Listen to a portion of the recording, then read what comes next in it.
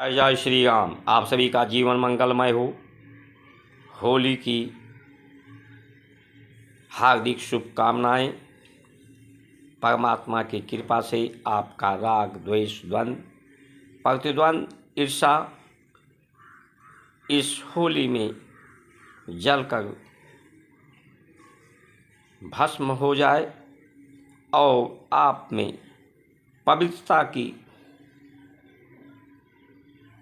प्रेम के रस में आपका जीवन सरोवर हो जाए, जीवन का पुष्प खिल जाए, आप सभी के जीवन में आनंद ही आनंद छा जाए।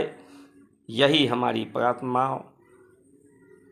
प्रभु से प्रार्थना है। आज की धर्म परिचर्चा में आप सभी महानुभावों का वंदन, अभिनंदन एवं स्वागत है। आप सभी लोग इसमें भाग लेकर अपनों से अपनों की बात, आप सब अपने हैं, आपसे अपनी और अपनों की बात में सम्मिलित होकर परमात्मा के कृपा प्राप्त करें, अपने जीवन को सफल करें। आप सभी महानुभाव इस वीडियो को देखते हैं, लेकिन थोड़ा सा आलस प्रमाद के कारण ये सब्सक्राइब, लाइक, शेयर, फॉलो का बटन नहीं दबाते। आपको दबाना चाहिए, जिससे आत्मबल मिलता है, लगता है कि सही दिशा में ये वीडियो आपके जीवन के लिए, आपकी सार्थकता के लिए है। राम नाम सत्य है, सभी बोलो मुक्ति है। अंतिम यात्रा, शव यात्रा में लोग जब निकलते हैं, शरीर शव को लेकर अंतिम संस्कार करने के लिए, तो राम नाम सत्य है, राम नाम सत्य है, सभी बोलो मुक्ति है। कि राम नाम ही सत्य है और सब असत्य है।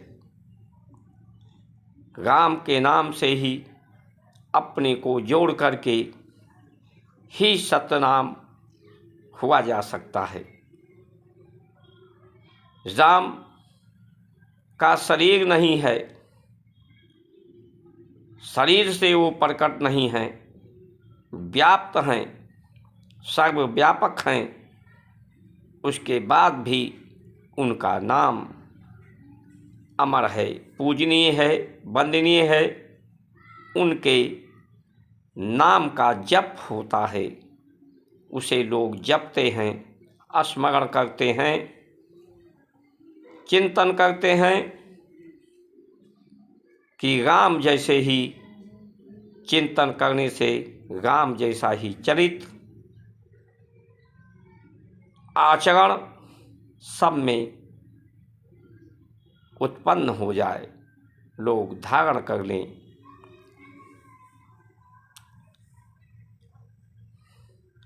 व्यक्ति अभी तक, जब तक जीवन था उसका, सत्य को ही, मैं सत्य को ही चाहता हूँ, यानी मैं सत्य में ही हूँ, मैं की खोज करना था, मैं का पुनरीक्षण करना था, मैं को संरक्षित करना था, मैं का परीक्षण करना था, मैं का परीक्षा लेना था। भवानी ने भगवान का परीक्षा लिया था। ये परीक्षा के लिए जीवन, पुनरीक्षण करने के लिए जीवन, संरक्षण करने के लिए जीवन। आदमी हमेशा व्यक्ति कहता है कि मुझसे सत्य ही बोलना, सत्य में मेरे तुम साथी संगाती हो कि नहीं, सत्य में तुम मेरा साथ दोगे कि नहीं, सत्य में मुझसे प्रेम करते हो कि नहीं। सत्य में लोग कहते हैं ये साधन सुविधा मिल जाए तो हमारा सम्मान बढ़ जाए।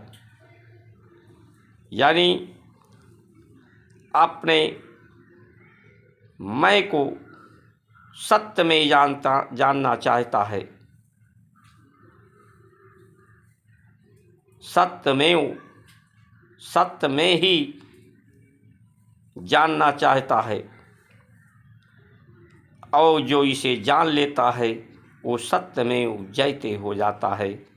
उसे दुनिया के किसी भी समस्या से, किसी भी व्यवधान से कभी पराजय नहीं उसकी होती। अभी तक व्यक्ति जिस परिवार को अपना साथी संघाती सत्य में मानता था, वही परिवार के लोग इस शरीर से प्राण निकल जाने के बाद इसे छूना नहीं चाहते, क्योंकि इससे गंध आती है। जो इसके बाँह पकड़कर चलते थे, इसके सीने पे लौटते थे, इसका सहारा लेते थे, इसके साथ और सहयोगी का दंभ भरते थे, आज वही जिस घर को बनाने में उसने पूरा सामर्थ्य लगा दिया, सुख सुविधा बनाने में, आज उसी घर से उसे लोग रखना नहीं चाहते हैं, निकालना चाहते हैं। वो सुख सुविधा उससे छूट रहा है, वो संबंध को छोड़कर वो जा रहा है, लेकिन उसे कोई दुख नहीं है, कोई सुख नहीं है, कोई आक्रोश नहीं है, कोई दर्द नहीं है।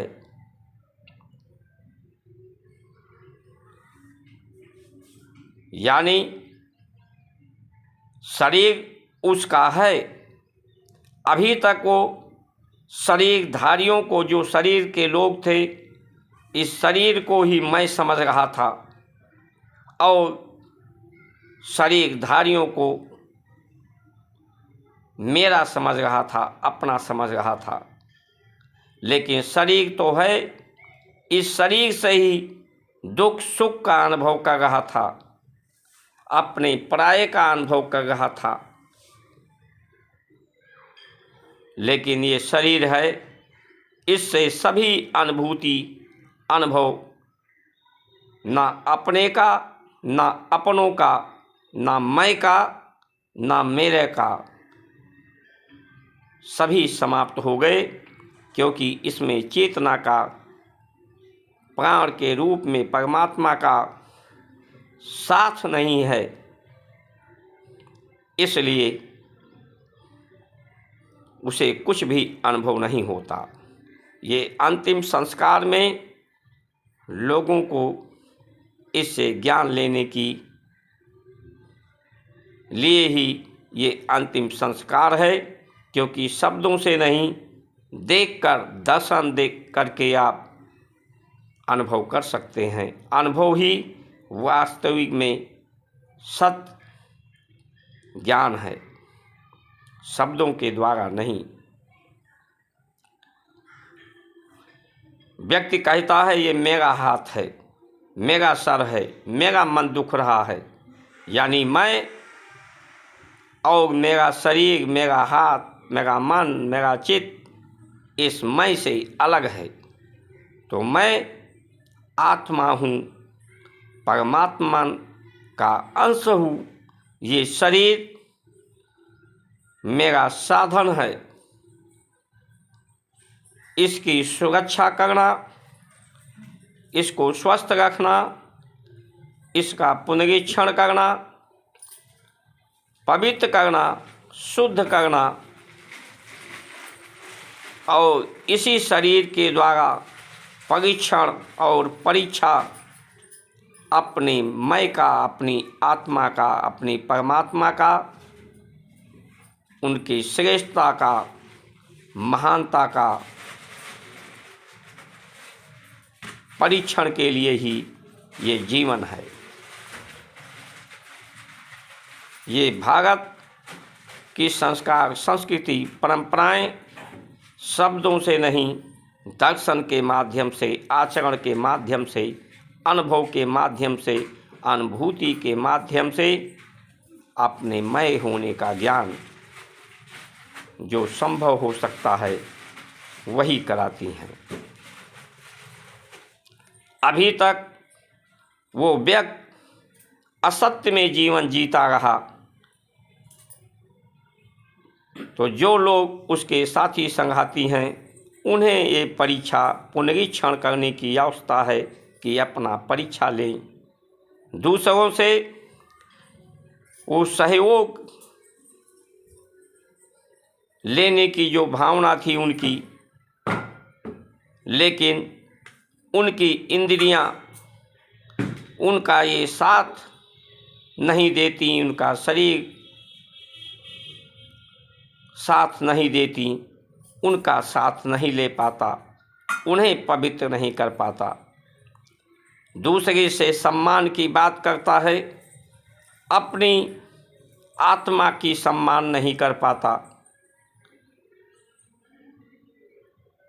पराए दूसरों पर ही निर्भर रहता है, आत्मनिर्भर नहीं हो पाता। दूसरे के सहयोग के, दूसरे के बल पर निर्भर रहता है, आत्मबल नहीं को अनुभव कर पाता। ये जीवन उसका असत्य में ही बीत जाता है। यही सबसे बड़ा अनुभव हमें अंतिम संस्कार कराती है, लोगों को सजग कराती है कि मैं शरीर नहीं हूँ, मैं परमात्मा आत्मा की अंश हूँ। परमात्मा कृपा निधान है, करुणा निधान है, दया निधान है, प्रदाता है, तो मैं उसका अंश हूँ, तो मुझे भी दाता ही बनना चाहिए, देने वाला बनना चाहिए। प्रकृति भी दे ही रही हैं, निस्वार्थ दे रही हैं, उसके बदले में कुछ चाहती नहीं। यही प्रेम है, जो अपना है उसे निस्वार्थ भावना से दे देना, यही त्याग है, यही तपस्या है। हमेशा देने की भावना रखो। जो कुछ भी है तुम्हारे सामर्थ्य में, वो सब कुछ दे दो, सब कुछ तेरा तुझको अर्पण, काल आ गई मेरा, मेरा कुछ नहीं है, सब कुछ तेरा ही है, तुझको ही सब कुछ अर्पण हो जाए। ये है भारत की संस्कार संस्कृति। ऐसी भावनाएं सबकी हो जाएं तो इस संसार में कोई असहाय ना रहे, कोई असमर्थ ना रहे, किसी पर कोई अन्याय ना हो,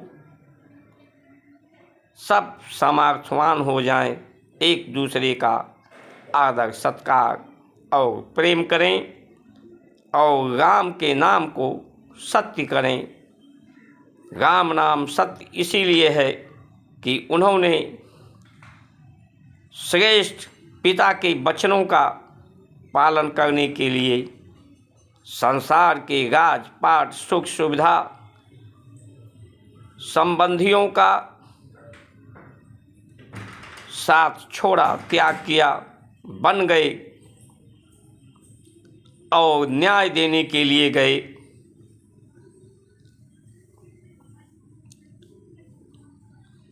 जीवन बाल को जब मारा भगवान राम ने तो उसने कारण बताया। भगवान राम ने कहा कि कहो तो तुम्हें जीवन दे दें।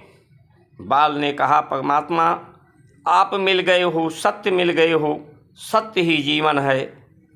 अभी तक तो मैं असत्य जीवन जीता था, वो जीवन नहीं था। जीवन तो मुझे अब मिला है, इसलिए मुझे पुनः ये शरीर का साथ नहीं चाहिए। जटायु ने भी ऐसा ही कहा था। तो राम का नाम सत्य तो सिर्फ कल्याण के माध्यम से आप सबके लिए कल्याणी करें, कल्याणकारी बने, शुभकारी बने। आप रहें ना रहें, लेकिन आपका नाम लोग स्मरण रखें, आदर से आपका नाम लें, सजग हो के सावधानी से आपका नाम लें कि मैं फला का नाम ले रहा हूँ, तो लोग सजग होते हैं। वो बड़ा आदरणीय थे, उन्होंने श्रेष्ठ कार्य किया है, सत्कार किया है, मार्गदर्शन दिया है, पथ प्रदर्शन किया है। अपने आचरण से, अपने सद्व्यवहार से इस रूप में आपको सदैव लोग स्मरण रहें, आपके नामों का स्मरण करते रहें।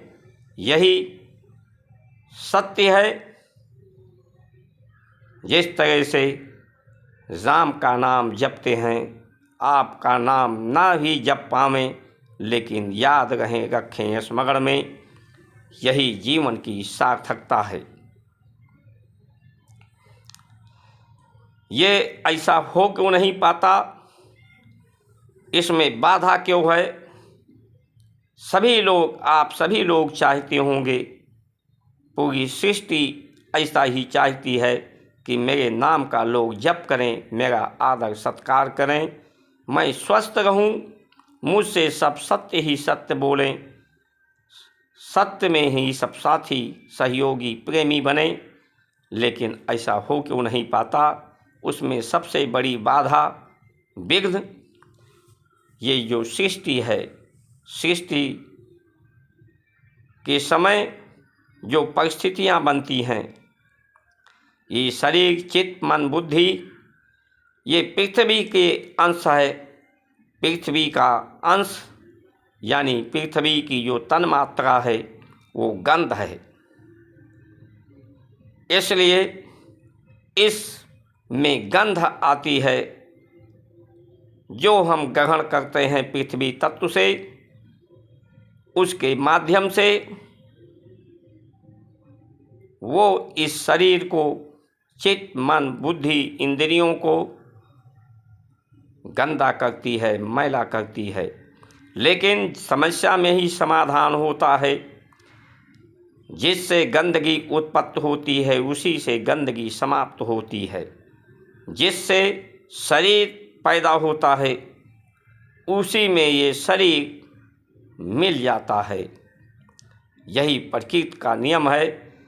पानी बरसता है, धरती पर गिरता है तो गंदा हो जाता है, मटमैला होता है। लेकिन वही धरती जब सोख लेती है, धरती के नीचे जाता है, तो वही पानी धरती से पुनः निकालिए नल के माध्यम से, कुएं के माध्यम से, तो वो पवित्र हो जाता है। तो ये पवित्र करने के लिए, शुद्ध करने के लिए, शुद्ध होने पर ये विघ्न और बाधा समाप्त होती है। शुद्ध विज्ञान शुद्ध करने के लिए ही भारत की संस्कार संस्कृति है। ये एक चिकित्सा है, पटकेत चिकित्सा, जो पृथ्वी से अंश के रूप में, बीज के रूप में, भोजन के रूप में ग्रहण करते हैं। उससे जो भी मल पैदा होता है, गंदगी पैदा होता है, उसे धरती में दोबारा मिला देने से धरती पवित्र होती है।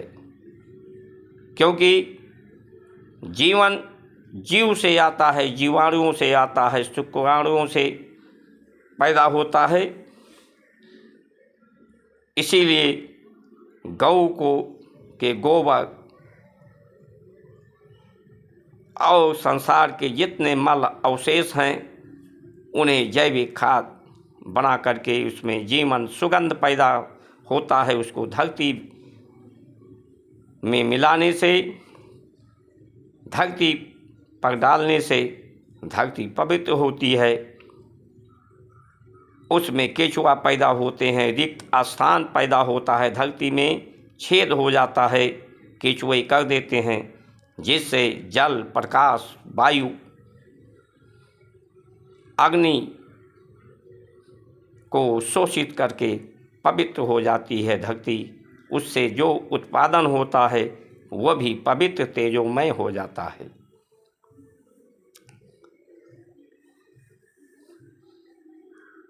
शरीर पृथ्वी को पवित्र, इंद्रियों को पवित्र। प्राकृतिक चिकित्सा में शरीर जो मिट्टी का अंश है, इस पर मिट्टी का लेप लगाया जाता था। शरीर के शुद्धि के लिए पृथ्वी तत्व को, जल के शुद्धिकरण के लिए जल पानी की पट्टी लगाई जाती थी। ये स्नान है। स्नान कब? सूर्य अस्त के पहले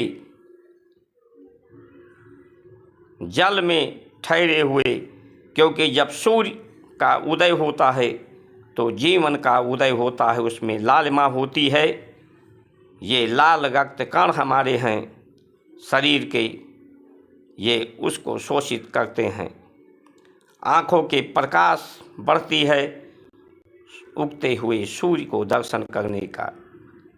सूर्य के पहले उगने के जब स्नान हो जाता है ब्रह्म मुहूर्त में, तो उसमें जल में गति नहीं होती, जल स्थिर रहता है, गतिमान रहता है। एक गति होता है, एक चाल होता है। गति अपने स्थान पर स्थिर रहकर गतिमान होता है, चाल अपनी स्थान को बदल देता है, उसे स्पीड कहते हैं। सूर्य के निकलने के पहले जल स्थिर होता है, स्थिर जल में उसकी वो स्वच्छ रहता है, उसका जो मल होता है, कण होते हैं प्रदूषण के, वो नीचे बैठ जाते हैं। इसलिए उस समय स्नान करने से, ध्यान करने से, और वो ब्रह्म मुहूर्त होता है, संध्या बेला होता है, ना दिन होता है ना रात होता है। संध्या में ही स्थिरता होती है। जितने भी पेड़ पौधे वनस्पति संध्या बेला में ही उनका विकास होता है। आप किसी पौधे को जाकर नापिए तो या तो शाम के संध्या गोधूर बेला में या सुबह ब्रह्म मुहूर्त में ही वो बढ़ते हैं, उनमें परिवर्तन होता है। क्योंकि एक दूसरे का मिलन होता है, एक दूसरे को मिलाने से ही शक्ति का प्रादुर्भाव होता है, नई संरचना होती है। तो उस समय स्नान करने से, ध्यान करने से आपका जल तत्व पवित्र हो जाता है। अग्नि तत्व पवित्र होता है। अग्नाशय जो आपका पाचन क्रिया जठराग्नि होती है, ये व्रत और उपवास से।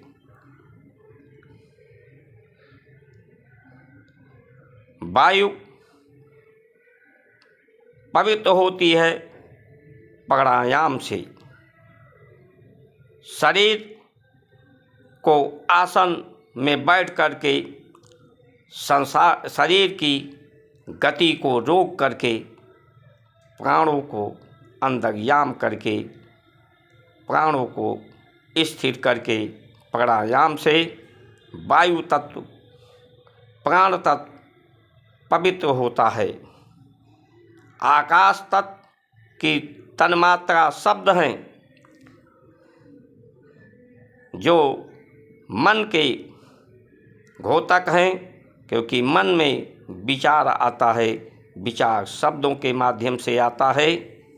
इसलिए शब्द को पवित्र करने के लिए, आकाश को पवित्र करने के लिए मंत्र है। मंत्र का जाप करने से मन स्थिर हो जाता है। जपते जपते इसमें भाव पैदा होता है। भाव चित्त से पैदा होता है। जब भाव पैदा होता है तो व्यक्ति में करुणा पैदा होता है, उसके आँख से आंसू निकलते हैं और ये आंसू परमात्मा के अंश हैं, साकार रूप हैं। इन आंसुओं से उसका चित्त पवित्र हो जाता है, उसकी भावनाएं पवित्र हो जाती हैं, वो स्वभाव में स्थित हो जाता है, उसका मन पवित्र हो जाता है, मन की भाग दौड़ समाप्त हो जाती है। वो अपने स्वभाव में जो सुख की राशि है, आनंद स्वरूप है, शांतिमय है, उस में वो स्थिर हो जाता है, अपनी शांति में, अपने आनंद में, अपने सुख की राशि में।